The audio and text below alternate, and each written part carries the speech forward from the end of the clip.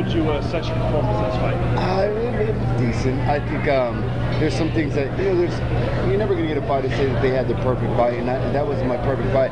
It ended well. I like some of the transitions that I was going in, but it's always room for improvement. I want to tighten up a few things. I want to get a little bit more closer, strike a little bit more, and just believe in my hands a little bit more. So, was the Kimura submission something you had looked at going into this fight that you thought it was going to be there?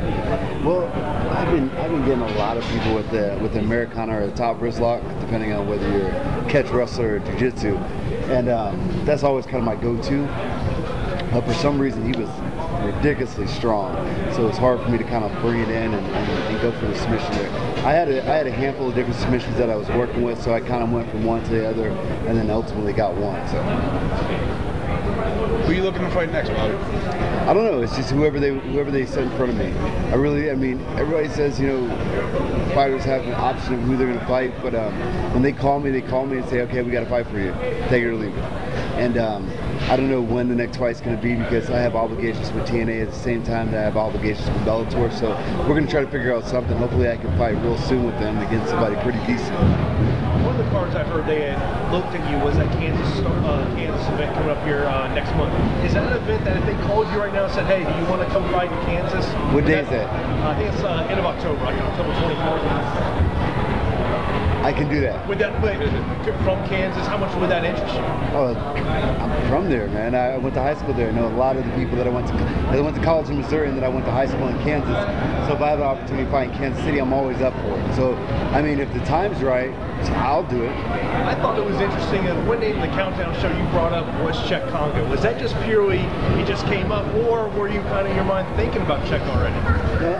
One thing, I'm never the type to call out people. I don't want to be known as that. I don't want to do that. But I was just naming off some of the top heavyweights in there. Like I said before, and like they said before in the interview, I'm not having too many runs. I'm not going to be taking time off and coming back and forth.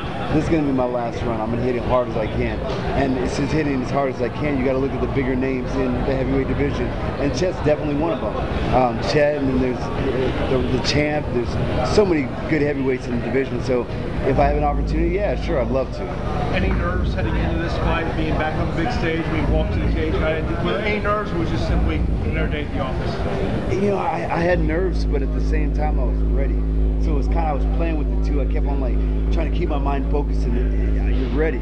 I had a good training camp. I trained with some great guys from Alex Huddleston, which we'll be fighting in Bellator really soon. Guys incredible. Bigfoot, Sean Jordan, Kenny Gardner, Todd Duffy. I mean, I had a great training camp with some great heavyweights. So this guy, compared to those guys, I knew I was going to be ready for it. But at the same time, I had so much pressure on me from starting wrestling and then coming over being a TNA champion. And a lot of the wrestling fans are going to be demanding a lot from me. And then just being in a big arena like this, I did have those kind of nerves. So I was trying to juggle between the two, which one where I was going to stay with the nerves or move on and just go for it. So. How's it different walking into an MMA fight, into the cage, and going into a wrestling arena? What kind of emotions are different?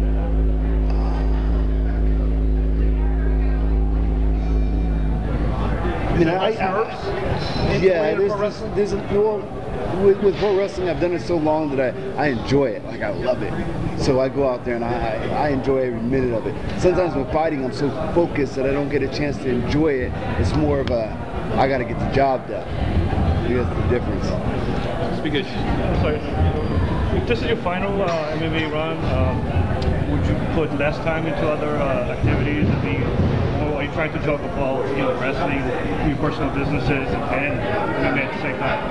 Well, my business, my gym is my business, so I don't want to take time away from there because that's where I train anyway, so I'm going to stay there. And then with wrestling is a different schedule. Most people think pro wrestling, think of like a WWE schedule, but TNA is great, man. And we do like 3 shows or 3 days a month, so I'm not going to take that away because that gives me an opportunity to train and make some extra money to take care of my family. So I'm not going to, really don't have to do anything different. Just as long as they're working together, I can do it. Are there any pro wrestling skills that you would like to see in MMA that perhaps are allowed within the unified MMA rules that maybe could, get a lot of eyes looking at your fights? clothesline, whatever.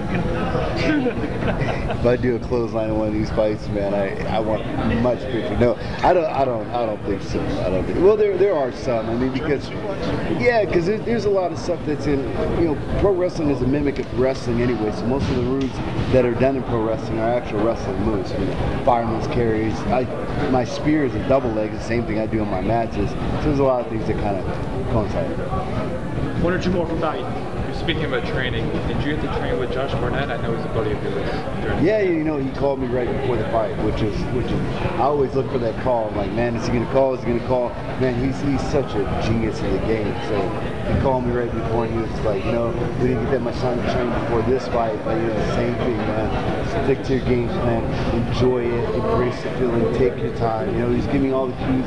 Because originally he was the one that worked into that top wrist lock with me. So when he came through, he was like, just take your time, just, work the elbows, just all the same stuff that I was training for in this camp. But he knows me so well that he was like, just kind of stick with your game plan. Don't try to rush it. Embrace the feeling. Don't let the crowd pull you out of what you're going to do. I mean, it's always good to hear from him right before a fight because I have a lot of respect for him. All right, guys, thank you. Thank you.